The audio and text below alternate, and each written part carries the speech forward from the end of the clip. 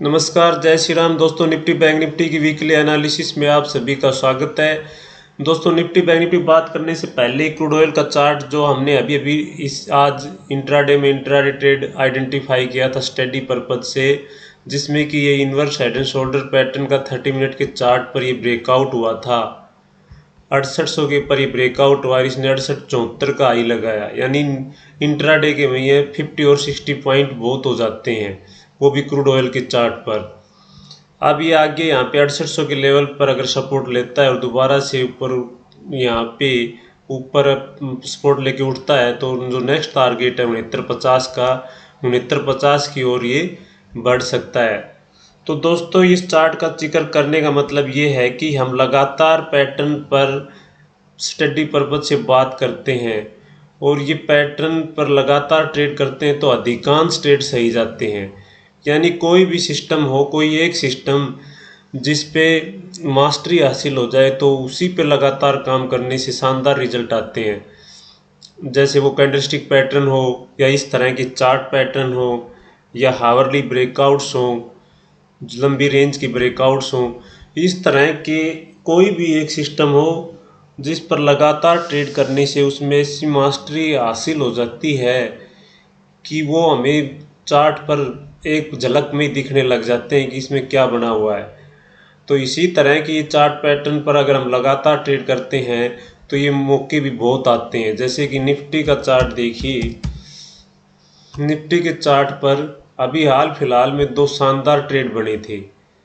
जैसे ये है, यहाँ पे ये डबल टॉप पैटर्न बना 30 मिनट चार्ट पे, यहाँ से ये एक टॉप और ये सेकंड टॉप, और जैसे ही इस नेकलाइन यहाँ पे ये भंग हुई, यानी इस कैंडल ने एंट्री दी, ये यहाँ पे जो इसका नेकलाइन का जो एक बीच का बॉटम का क्लोज था ये 22,247 था। 22,250 के नीचे जैसे ही क्लोजिंग आई और कैसे धड़ाम धड़ाम नीचे निफ्टी फिसल गया। और जब इस तरह का कोई बड़ा मेजर ब्रेकडाउन या ब्रेकआउट होता है तो उसमें एसएल भी बहुत छोटा सा निकलता है। अब देखिए, ये जो ब्रेक डाउन की कैंडल है ये क्लोज हुई 22,239 पे और इससे अगली कैंडल ने हाई लगाया 22,252 का, यानी सिर्फ 13 पॉइंट ही ऊपर गया प्राइस। और अगर इसको हम ब्रेकडाउन लेवल से देखें 22,247, तो 22,247 से मात्र 5 पॉइंट ही प्राइस ऊपर जा पाया, यानी कि 10-15 पॉइंट का निफ्टी में एसएल भी काफ़ी होता है जब इस तरह का कोई मेजर ब्रेकआउट या ब्रेकडाउन होता है।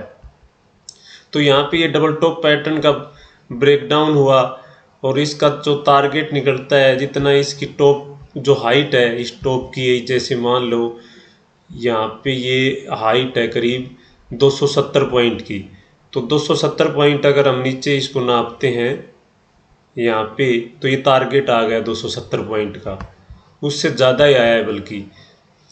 इसी तरह फिर इसके बाद इसी कंटिन्यूस में ये डिसेंडिंग ट्रायंगल पैटर्न बना।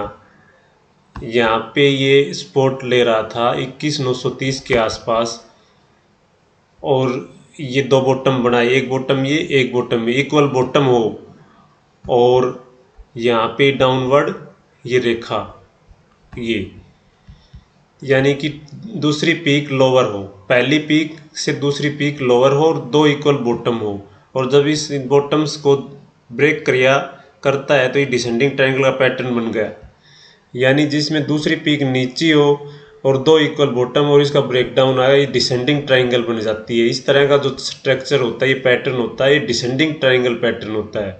और जैसे ही इसका ब्रेकडाउन आया तो जितना इसका ये जो चौड़ा हिस्सा होता है, इसकी जो ये हाइट है उतना ही नीचे जाना चाहिए।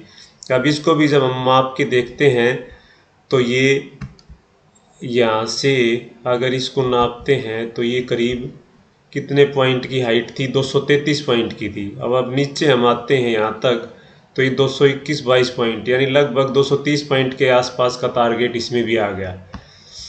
तो जो इसका जायज़ टारगेट था वो टारगेट इस पैटर्न का भी आया। तो जब जब ये पैटर्न बने हैं निफ्टी के चार्ट पर भी ये इन्होंने पूरा टारगेट दिया है। अब यहाँ पे ये डबल टॉप पैटर्न बना जो कि फेल हो गया, इसका ब्रेकडाउन आया इस रेखा के नीचे, और अब उसी हिसाब से हम जब 10-15 पॉइंट का एसएल रखते हैं, वो जो हिट नहीं होता है 15 पॉइंट का एसएल, तो इसमें 15 पॉइंट चले गई और क्या हुआ, तो 15 पॉइंट कुछ ट्रेड गलत चले जाते हैं तो छोटा सा एसएल लेके बाहर हो जाते हैं। लेकिन इस तो ट्रेड ने देखो 200-200 पॉइंट दे दिए। तो इस तरह से आते हैं तो बहुत, यानी कि कई ट्रेड के पॉइंट एक ट्रेड में ही आ जाते हैं। और इस ट्रेड को भी अगर गौर से देखते तो ये ट्रेड वैसे मतलब सपोर्ट लेवल के आसपास था। ये ब्रेकडाउन यहाँ पे जब सपोर्ट रेसिस्टेंस की रेखाएं डालते हैं तो यहाँ पे ये ब्रेक हुआ बॉटम, लेकिन यहाँ पे ये जो बॉटम है ये सपोर्ट था।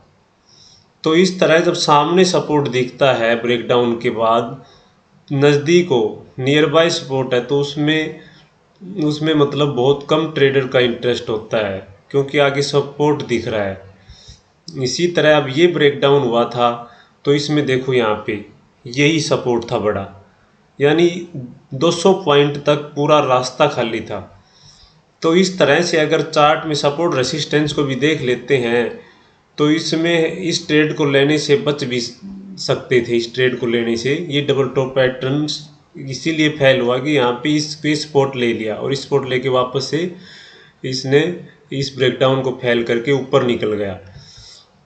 तो इस तरह से थोड़ी सावधानी बरती जाए तो हम गलत ट्रेड से में एंट्री लेने से भी बच जाते हैं और अधिकांश ट्रेड इन पैटर्न के सफल होते हैं, जो कि अभी हमने आपको दिखाए हैं। और ये समय समय पर निफ्टी के चार्ट पे, बैंक निफ्टी के चार्ट पर बनते रहते हैं। तो रोज ना ट्रेड करके इसी तरह की मौके तलाशे जाएं, सिर्फ एक सिस्टम पर, यानी कि हमने जब निर्णय कर लिया कि एक ही सिस्टम पे काम करना है और उसी सिस्टम के हम ट्रेड आइडेंटिफाई करते और उसी में प्ले करते हैं, तो हमारी सफलता की संभावनाएं बहुत ज़्यादा बढ़ जाती हैं। तो ये निफ्टी का चार्ट है। निफ्टी के चार्ट पर अब यहाँ पे जो मेजर लेवल है, अगले वीक के हिसाब से जो मेजर लेवल है यहाँ पे, ये जो 233 के आसपास ये वाला जो लेवल है, अब तो ये थोड़ा सा ये यहाँ पे ये इसने 200 का रेसिस्टेंस माना है, तो ये 200 ही मान लो, 22,200 का लेवल है। अब 22,200 के ऊपर टिकता है तो निफ्टी के लिए अगला जो पड़ाव है, ये जो पीक है, यानी कि 22,400, ये 22,400 का जो लेवल है यहाँ पे ये अगला पड़ाव है। 22,200 पार करके अगर निफ्टी टिक जाता है तो 22,400 जा सकता है। नीचे में ये 22,930 का है मेजर लेवल, यानी यहाँ पर इस ये डिसेंडिंग ट्रायंगल का जो ब्रेकडाउन हुआ था इसने रेसिस्टेंस का काम किया और उसी पे सपोर्ट लेके निफ्टी ने एक बड़ा मुंह दिया। 930 से लेके 22,180 तक का एक बड़ा मुंह दिया है। तो अब जो दायरा है निफ्टी के लिए 21,930 और 22,200 का है, तो 22,200 के आसपास सेलिंग प्रेशर आएगा, 21,930 के आसपास बाइंग इंटरेस्ट आएगा। अगर 22,200 पार करके टिकता है तो अप मूव पॉसिबल है। अगर 22,200 का रेसिस्टेंस मान के नीचे आता है तो 21,900 देखने को मिल सकता है। 21,900 के पास टाइम बिता के और ऊपर प्राइस एक्शन बनाता है तो वापस से 22,200 की ओर निफ्टी बढ़ सकता है। तो ये 2-3 मेजर लेवल हैं। इसी तरह निफ्टी बैंक के चार्ट को देखते हैं। ये निफ्टी बैंक का चार्ट है। निफ्टी बैंक के चार्ट पर ये मार्क किए हुए हैं पहले से ही जो मेजर लेवल हैं, जैसे कि यहाँ पे ये 47,200 क्रॉस करता है तो 47,200 तक का मूव पॉसिबल। 47,200 अगर पार करके टिक जाता तो निफ्टी मजबूती के जोन में चला जाएगा, यानी 47,200 के बाद बैंक निफ्टी है वो बहुत स्ट्रॉन्ग हो जाएगा, क्योंकि ये ही एक मेजर लेवल है जहाँ से बैंक निफ्टी में डाउन ट्रेंड की शुरुआत हुई थी। और इस लेवल को अगर बैंक निफ्टी निकाल लेता है तो वो जो प्रीवियस हाई है 48,000 या प्रीवियस जो हाई है निफ्टी बैंक का उसकी ओर बढ़ सकता है। इस नीचे की तरफ देखें तो 46,600 का जो ये सपोर्ट है ये मेजर सपोर्ट है। यहाँ पे देखिए इसने काफ़ी 1-2 दिन तक यहाँ पे ये रेसिस्टेंस माना और यहीं पे सपोर्ट लिया। 46,600 अगर टूटता है तो 46,200 देखने को मिल सकता है। तो इसमें यहाँ पे अभी ये टाइम बिता रहा है और यहाँ से 47,000 का लेवल निकालता है, 47,200 आ सकता है।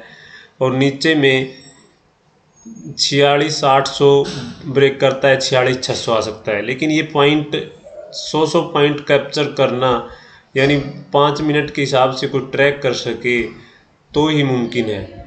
इंट्राडे में लाइव बैठकर 5 मिनट के अनुसार ही 180 पॉइंट को कैप्चर किया जा सकता है। लेकिन बड़ा मूव तो 47,200 के ऊपर और 46,600 के नीचे ही पॉसिबल है।